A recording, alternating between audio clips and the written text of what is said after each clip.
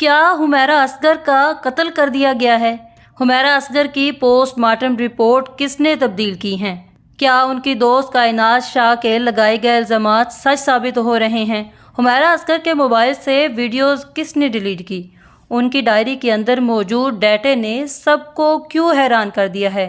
ناظرین، جیسا کہ آپ سب لوگ یہ بات جانتے ہیں کہ 8 جولائی کو پاکستان کی اداکارہ اور ماڈل حمیرہ اصغر کی لاش DHA فیز 6 سے ملی تھی، جس کے بعد اس کی موت اور 8 ماہ پرانی ملنے والی اس کی لاش پاکستان کے لیے ایک معمہ بن گئی تھی۔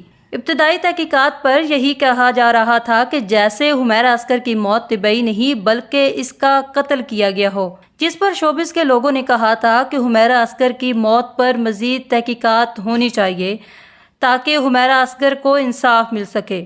حمیرہ اصغر کی موت پر اب تک انویسٹیگیشن جاری ہے، لیکن اب حمیرہ اصغر کے کمرے سے ملنے والی ڈائری سے کچھ ایسی معلومات برآمد ہوئی ہیں جس نے سب کو چونکا دیا ہے۔ ان کی ڈائری سے ملنے والے ان کے فون کے پاس ورڈ کے بعد یہ بھی انکشاف ہوا کہ 6 اکتوبر کے بعد ان کے موبائل سے تمام میسیجز ڈیلیٹ کر دیے گئے ہیں۔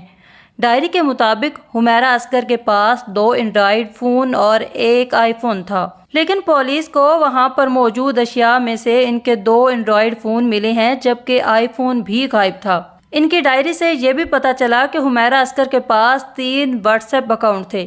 ان کا ایک اکاؤنٹ نمبر انٹرنیشنل نمبر پر تھا، مگر ان کے واٹس ایپ کے سارے میسیجز ڈیلیٹ کر دیے گئے سوائے اس ایک میسیج کے جس میں حمیرہ اصغر اپنی مالی مشکلات کا ذکر کرتی ہیں اور اپنی پریشانیوں کا بھی تذکرہ کرتی ہیں۔ ڈیٹے سے یہ بھی معلوم ہوا کہ حمیرہ اصغر نے آخری گفتگو 5 لوگوں کے ساتھ کی تھی، جن کو اب تفتیش کے لیے طلب کیا گیا ہے، جن میں ان کا بھائی بھی شامل ہے۔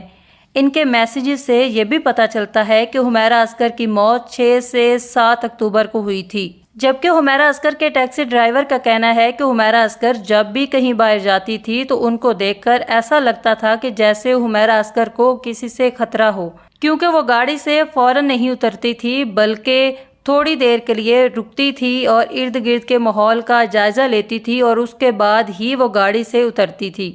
تحقیقات سے یہ بات بھی سامنے آئی ہے کہ حمیرہ اصغر کی دوست کائنات شاہ کی طرف سے جو دعویٰ کیا جا رہا تھا کہ انہوں نے ایک رپورٹ درج کروائی ہے جس میں انہوں نے الزام لگایا کہ ڈاکٹر سیرم سجاد کی فیملی حمیرہ اصغر کی قاتل ہے، جبکہ اب انہوں نے بیان دیا ہے کہ انہوں نے اس قسم کی کوئی بھی رپورٹ PMS پورٹل پر درج نہیں کروائی۔ یہ ایک غلط رپورٹ درج کروائی گئی ہے جس میں ان کا نام استعمال کیا جا رہا ہے۔